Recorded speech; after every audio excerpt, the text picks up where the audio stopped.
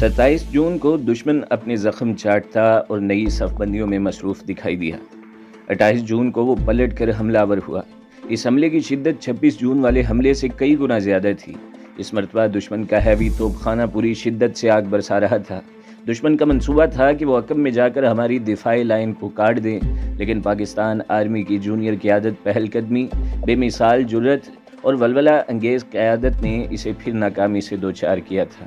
ان حملوں میں کیپٹن حسین احمد اور میجر احمد تنویر زخمی ہوئے تھے، لیکن انہوں نے محفوظ پناہ گاہوں میں بیٹھنے کی بجائے سکرین پوزیشن کو نہیں چھوڑا۔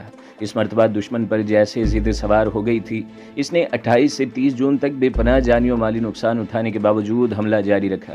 کیپٹن ندیم بنگش کے زخمی ہونے پر اس فورس کی کمان صوبیدار نادر کریم نے سنبھالی اور ثابت قدمی کے ساتھ ڈٹے رہے تھے۔ بے لوث خدمت، بے خوف قیادت، احساس ذمہ داری، فرض شناسی اور ناقابل بیان جرأت و بہادری کے اعتراف میں کیپٹن حسین احمد کو ستارہ جرأت، کیپٹن ندیم بنگش کو تمغہ بصالت، صوبیدار نادر کریم کو ستارہ جرأت اور نائک محمد علی شہید کو تمغہ جرأت سے نوازا گیا۔ کیپٹن کرنل شیر خان نشان حیدر کو جب میدان کارزار میں اتارا جا رہا تھا اور دم رخصت انہیں 62 بریگیڈ ہیڈ کوارٹر میں بریفنگ کے بعد فوج کی مروجہ زبان میں پوچھا گیا، اینی ڈاؤٹ، کوئی شک؟ تو ان کے جواب نے ان کے عظیم الشان مستقبل کی نشاندہی کر دی۔ عینی شاہدین سے سنا ہے، کیپٹن کرنل شیر خان نے کہا، مجھے کوئی شک نہیں، یقین ہے کہ راہ نجات صرف شہادت ہے۔ جو جہاد و شہادت پر یقین نہیں رکھتا وہ ایمان سے خالی ہے۔ یہ تھے وہ تیور جن کے ساتھ کیپٹن کرنل شیر خان میدان کارزار میں اترے۔ انہوں نے متشکوہ نالے کے ساتھ ساتھ دشمن کو ناکو چنے چبوا دیے اور دشمن کو ان کی اچھی شناخت بھی ہو چلی تھی۔ 28 جون کو جب دشمن نے حسن اور حسین پوزیشن پر انتہائی دباؤ ڈالا ہوا تھا تو کیپٹن کرنل شیر خان نے اس دباؤ کو توڑنے کا عزم کیا۔ انہوں نے سپاہی عرفان اللہ، محمد حسین بشیر، غلام محمد، مہر دین اور حوالدار میجر نرگس شاہ کو اپنے ہمراہ لیا اور دشمن کے عقب میں موجود نفوذ کیمپ کو نشانہ بنانے کے لیے رخت سفر باندھا۔ قرون اولیٰ کی مجاہدین کی سنت پوری کرتے ہوئے انہوں نے عشاء کی نماز ادا کرنے کے بعد مختصر خطاب میں اپنے ہمراہیوں کو جہاد کی فضیلت سے آگاہ کرتے ہوئے بریفنگ دی۔ وہ جس کیمپ پر حملہ کرنے جا رہے تھے اس کی ریکی خود کر چکے تھے۔ غازیان صف شکن کا یہ قافلہ صبح قریباً 4:30 بجے اپنی منزل پر پہنچا۔ ان کے عالی ہمت کمانڈر نے سب کو ترتیب کے مطابق پھیلایا اور بے خبر طاقت کے نشے میں بدمست دشمن کی گردن دبوچ لی۔ کیپٹن شیر خان نے 2 افراد کے 4 گروپ بنائے۔ 3 گروپوں کو مشین گنیں RPG-7 دے کر پوزیشن میں بٹھایا اور خود سپاہی عرفان اللہ کے ساتھ کیمپ کے اندر اتر گئے۔ دونوں نے دشمن کی پہلی چوکی پر موجود 2 سپاہیوں کو جا لیا۔ یہاں 2 مشین گنیں فکس لائن پر نصب تھیں، جن میں سے ایک کا رخ متشکو نالے کی طرف تھا جس میں سفر کرتے یہ مجاہد یہاں تک پہنچے تھے اور اس گن کے سامنے ہی انہوں نے اپنے ساتھیوں کو پوزیشن بھی دلائی تھی۔ کیپٹن کرنل شیر خان نے پھرتی سے دونوں مشین گنوں کے میگزین نکال کر اپنے پٹھو جھولے میں ڈال لیے۔ کیپٹن کرنل شیر خان نے سپاہی عرفان اللہ کو اشارہ کیا کہ بغیر آواز نکالے دونوں سنتریوں کو مارنا ہے۔ انہوں نے اپنے شکار کو تو ٹھکانے لگا دیا، لیکن سپاہی عرفان اللہ کا شکار ہوشیار ہو چکا تھا، جس کے شور مچانے پر بھارتی خبردار ہو گئے۔ انہوں نے یہی سمجھا کہ پاکستانی فوج نے ان پر حملہ کر دیا ہے۔ اندھا دھند فائرنگ ہونے لگی۔ کیپٹن شیر خان نے اپنی پستول سے اس سپاہی کو جہنم رسید کیا۔ عرفان اللہ اور شیر خان اپنی G3 رائفلز کے ساتھ دشمن کی فائرنگ کا جواب دینے شکو نالے کی طرف پسپائی اختیار کر رہے تھے، جہاں سے ان کے ساتھی دشمن پر فائرنگ کر رہے تھے، جنہوں نے پہلے ہی حملے میں دشمن کے 42 فوجی مار ڈالے۔ جب اچانک گن سے نکلا پورا بریسٹ سپاہی عرفان اللہ کے سینے میں لگا، وہ گر پڑے، شدید زخمی تھے۔ کیپٹن کرنل شیر خان نے انہیں کاندھے پر اٹھا لیا اور محفوظ پناہ کی طرف آگے بڑھے۔ اس دوران ان کے 2 ساتھی عرفان اللہ کو سنبھالنے کے لیے آ گئے تھے۔ ابھی وہ اسے سنبھال ہی رہے تھے جب عرفان اللہ نے بآواز بلند کلمہ شہادت کا ورد کرتے ہوئے اپنی جان آفرین کو سونپ دی۔ کیپٹن شیر خان انہیں اٹھا کر ایک قدرے محفوظ تودے کے پیچھے لے گئے اور دشمن سے مقابلہ شروع کر دیا۔ سورج نکل آیا تھا، جس کے ساتھ ہی دشمن کے طیارے ان پر حملہ آور ہوئے، جس پر انہیں عرفان اللہ شہید کی لاش وہیں چھوڑ کر پیچھے ہٹ کر محفوظ پوزیشن لینی پڑی۔ طیارے واپس گئے تو شدید گولہ باری میں شیر خان سپاہی عرفان اللہ کی لاش اٹھانے آگے آئے تو علم ہوا کہ دشمن ان کا جسد خاکی اٹھا کر لے گیا ہے۔ سپاہی عرفان اللہ شہید کو اس شب خون میں کلیدی کردار ادا کرنے پر اعتراف بہادری اور جرأت کرتے ہوئے ستارہ جرأت سے نوازا گیا۔ وہ اساکر پاکستان کی تاریخ میں ستارہ جرأت سے نوازے جانے والے شاید سب سے کم عمر نوجوان تھے۔ اس معرکہ جان کا میں وہ اکیلے شہید ہوئے تھے، جبکہ دشمن کے مرنے والے فوجیوں کی تعداد 45 اور 50 کے درمیان بتائی جاتی ہے۔ دشمن کی ان ابتدائی کارروائیوں کا مقصد خالد نذیر کی فورس کو فکس کرنا تھا، جبکہ دشمن ان کے بائیں والی کمپنی پر 2 بریگیڈز کے ساتھ بھرپور حملہ کرنے کے لیے اجتماع کر چکا تھا۔ وہ اس کمپنی کے دونوں بازوؤں پر ایک ایک بریگیڈ کی طاقت سے حملہ کرنا چاہتا تھا۔ ان بریگیڈز کو 125 آرٹری کی بیٹریوں کی مدد بھی حاصل تھی۔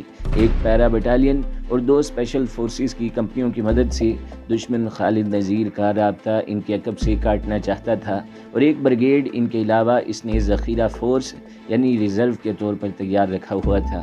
یہ تھے وہ حالات جن میں اپنی کم ترین وسائل کے ساتھ وہ دشمن کے منتظر تھے۔ تذکرہ اہل وفا میں میجر وہاب کا نام نمایاں ہے۔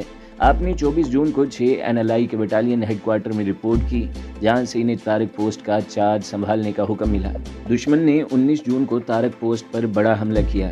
پاکستانی توپ خانے کی فوری اور مؤثر کارروائی کی وجہ سے یہ حملے ناکام ہو گئے۔ 23 جون کو دوسرا حملہ آیا، یہ بھی ناکام بنا دیا گیا۔ 24 جون کو طارق پوسٹ پر تازہ کمک پہنچائی گئی اور اب یہاں نفری 34 ہو گئی۔ میجر وہاب 26 جون کی رات یہاں پہنچے۔ انہوں نے آنے کے فوراً بعد عشاء کی نماز باجماعت ادا کی اور لیفٹیننٹ جاوید سے علاقے کی صورتحال پر بریفنگ لیتے رہے۔ طارق پوسٹ سے آگے 3 آبزرویشن پوسٹیں تھیں۔ ایک آبزرویشن پوسٹ عقب میں تھی، بلندی پر ہونے کی وجہ سے وہاں سے دشمن کی نقل و حرکت بڑی واضح دکھائی دیا کرتی تھی۔ ان کے پیچھے یعنی شمال مشرق میں غلام جان پوسٹ تھی، جس کی کمانڈ میجر عاصم کر رہے تھے۔ طارق پوسٹ کی اونچائی 4683 میٹر تھی۔ ہیڈ کوارٹر قریباً وسط میں تھا اور یہاں صرف 2 مشین گنیں نصب تھیں۔ صبح تک میجر وہاب لیفٹیننٹ طارق کے ساتھ اپنے علاقے میں گھوم پھر کر صورتحال کا جائزہ لیتے رہے۔ اس دوران دشمن کی گولہ باری مسلسل جاری رہی۔ دوسرے روز میجر وہاب کی درخواست پر CBI شیٹس منگوا کر بنکروں پر سائبان بنائے گئے۔ 28 جون کی شام تک میجر وہاب نے پوسٹ پر بنکروں کی ترتیب صحیح کروائی، ان کی کمزوریوں کو دور کرنے کی کوشش کرتے رہے۔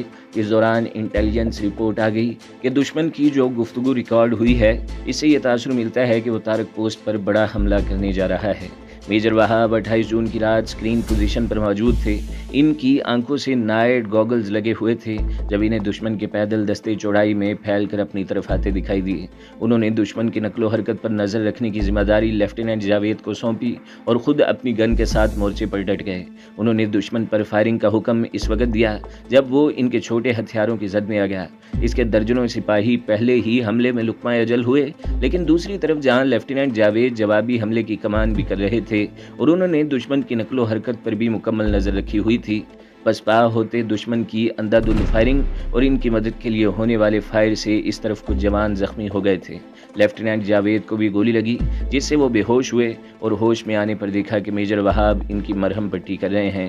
میجر وہاب نے خود ان کی جگہ سنبھال لی تھی۔ لیفٹیننٹ جاوید کا خون بہنا بند نہیں ہو رہا تھا اور ان کی نکاہت بڑھتی جا رہی تھی۔ اس دوران صوبیدار محمد حسین کو بم کا ایک سپنٹر لگا، جس سے وہ شدید زخمی ہو گئے۔ جاوید پر اب غشی طاری ہونے لگی۔ میجر وہاب نے دونوں سے درخواست کی کہ وہ پیچھے چلے جائیں، لیکن دونوں نے انکار کر دیا۔ بہت منت سماجت کے بعد وہ جانے پر رضامند ہوئے۔ دونوں کے ساتھ ایک بہت بیمار سپاہی بھی ان کی حفاظت کے لیے ان کے ساتھ چل دیا۔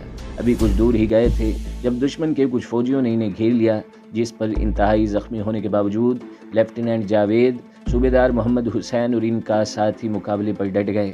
دشمن سے تو انہیں نجات مل گئی، لیکن لیفٹیننٹ جاوید کی حالت زیادہ بگڑنے لگی تھی۔ وہ پھر بے ہوش ہو گئے۔ ہوش آئی تو صوبیدار محمد حسین نے ان کا سر اپنے زانوں پر رکھا ہوا تھا اور انہیں پانی پلانے کی کوشش کر رہا تھا، جبکہ بخار اور درد سے بے حال سپاہی بندوق تانے بیٹھا تھا۔ اس نے لیفٹیننٹ جاوید کو کاندھوں پر بیٹھنے کی درخواست کی، لیکن غیرت مند لیفٹیننٹ نے گوارا نہ کیا۔ چند قدم چلنے کے بعد نکاہت سے ان کی سانس پھولنے لگی تھی۔ صوبیدار محمد حسین اور بیمار سپاہی کی حالت بھی کچھ الگ نہیں تھی۔ 10-15 منٹ چلنے کے بعد وہ رک کر سستاتے اور ساری رات سفر کرنے کے بعد علی الصبح ریئر ہیڈ کوارٹر پہنچنے میں کامیاب ہو گئے۔ دشمن پر جنون سوار تھا۔ اس کے ایک دستے کا صفایا ہوتا تو دوسرا آگے آ جاتا۔ اس دوران ان کو مسلسل ہوائی کور بھی میسر تھا۔ میجر وہاب پر ایک ہی وقت میں ہوائی حملے، توپ خانے کی شدید گولہ باری اور پیدل فوج کا حملہ جاری تھا اور 3 دن اور راتوں سے یہ سلسلہ تسلسل سے چل رہا تھا۔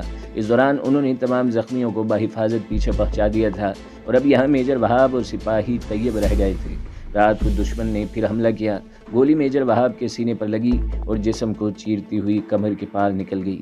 میجر وہاب کو یقین ہو چلا تھا کہ ان کی منزل بہت قریب آ گئی ہے۔ انہوں نے اپنی گھڑی قرآن پاک اور دعاؤں کی کتاب سپاہی طیب کو دی اور اس سے واپس جانے کے لیے کہا۔ یہ کیسے ممکن تھا؟ سپاہی طیب نے اپنے کمانڈر کا حکم ماننے سے انکار کر دیا اور آخری لمحات تک ان کے ساتھ ٹھہرنے پر بضد رہا۔ اس نے ممکن حد تک اپنے کمانڈر کو سہولت پہنچائی، انہیں ایک پتھر سے ٹیک لگا کر بٹھا دیا، ان کی گن نزدیک رکھ دی اور خود اوپر چڑھتے دشمن کی طرف متوجہ ہوا۔ اچانک دشمن نے زور مارا اور جیکارے لگاتا اوپر آنے لگا۔ حیرت انگیز طور پر میجر وہاب نے سب مشین گن سنبھالی اور ڈٹ گئے۔ سپاہی طیب اور اس کے زخمی کمانڈر نے اوپر آنے والوں کو دوبارہ زمین چاٹنے پر مجبور کر دیا۔ 29 جون کی صبح ہو چلی تھی۔ میجر وہاب نے اشارے سے نماز کا پوچھا۔ سپاہی طیب نے بتایا سر وقت ہو گیا ہے۔ جواب ملا الحمدللہ میرا وقت بھی ہو گیا۔ اپنے سپاہی کے بوجھل جسم اور دل کا سہارا لے کر میجر وہاب نے اشاروں سے نماز فجر ادا کی۔ جیسے ہی سلام پھیرا آپ کی روح قفس افری سے پرواز کر گئی۔ اللہ اکبر! خون روتی آنکھوں سے سپاہی طیب نے اپنے کماندار کو آہستگی سے لٹایا، ان کی آنکھیں اپنے ہاتھوں سے بند کی، ماتھے پر بوسہ دیا، اپنا کوٹ اتار کر ان کے جسد مبارک کو ڈھانپ دیا، سیلوٹ کیا اور اپنی گن سنبھالے واپسی کا سفر اختیار کیا۔ 7 گھنٹوں کے جان لیوا سفر کے بعد وہ ریئر ہیڈ کوارٹر پہنچ گیا۔ بخت خان اور اس کے ساتھیوں کو آج یہاں آئے تیسرا دن تھا۔ انہیں اچانک ہی اپنی پوزیشن چھوڑ کر اس جگہ پہنچنے کے احکامات ملے تھے۔ یہ دراز کارگل روڈ سے متصل پہاڑی سلسلے تھے جو مجاہدین کے لیے خاصے محفوظ تھے۔ انہیں دراز کارگل روڈ پر بھارتی فوج کی آمد و رفت میں رکاوٹ ڈالنے کا مشن دیا گیا تھا اور 3 روز سے وہ مسلسل حالت جنگ میں تھے۔ انہیں مختلف ٹولیوں میں راکٹ لانچرز اور چھوٹے ہتھیاروں کے ساتھ تقسیم کر دیا گیا اور یہ لوگ بکھر کر اپنے اپنے نشانے لگا رہے تھے۔ ان کی ذمہ داری بھارتی کانوائے اور خصوصاً بھارتی آرٹری کی سرحد کی طرف پیش قدمی میں رکاوٹ ڈالنا تھا اور اس میں وہ خاصے کامیاب بھی ہوئے تھے۔ بخت خان نے محسوس کیا اس مرتبہ ان کی ہائی کمان پر کوئی بہت تجربہ کار کمانڈر موجود ہے جس نے کئی جگہ بھارتی گاڑیوں اور توپوں کا راستہ ان سے بڑے بڑے پتھر گروا کر ہی بند کر دیا تھا۔ گزشتہ 5-6 دنوں سے یہ سلسلہ جاری تھا اور اس کے نتائج ان کی توقع سے بڑھ کر شاندار نکلے تھے۔ اب سرحد کی طرف بڑھتی بھارتی فوج کی پیش قدمی میں پہلے والی تیزی نہیں رہ گئی تھی اور وہ رک رک کر پہلے اگلا راستہ محفوظ ہونے کی ضمانت ملنے کے بعد ہی آگے بڑھتے تھے۔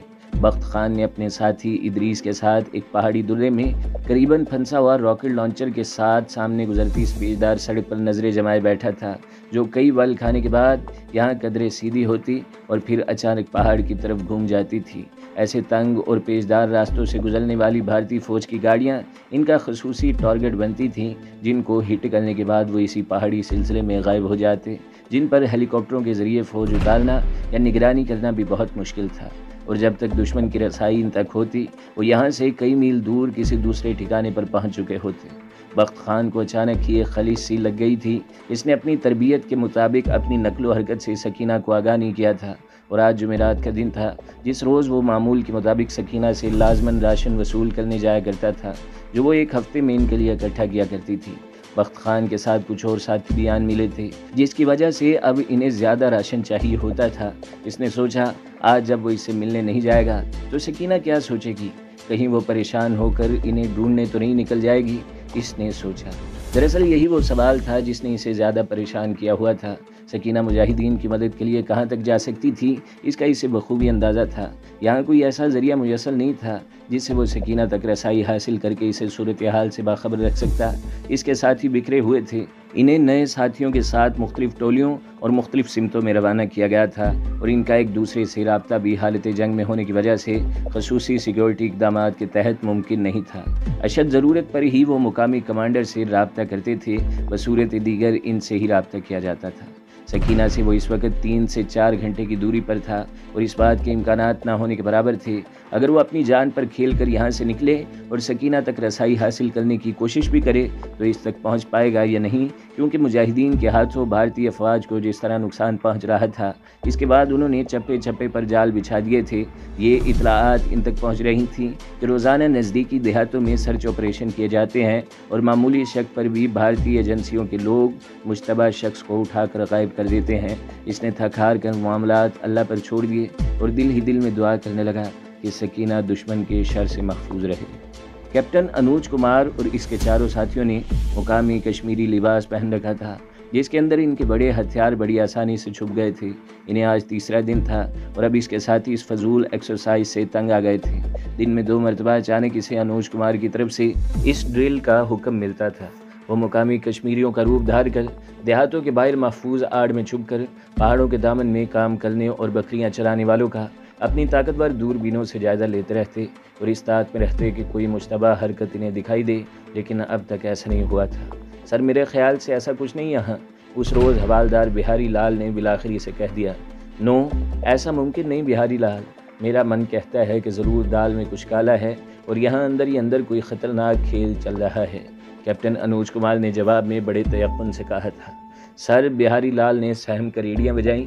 इस मरतबा वो इत्तफाक से इस इलाके की निगरानी कर रहे थे जहाँ सकीना बकरियाँ चराती थी।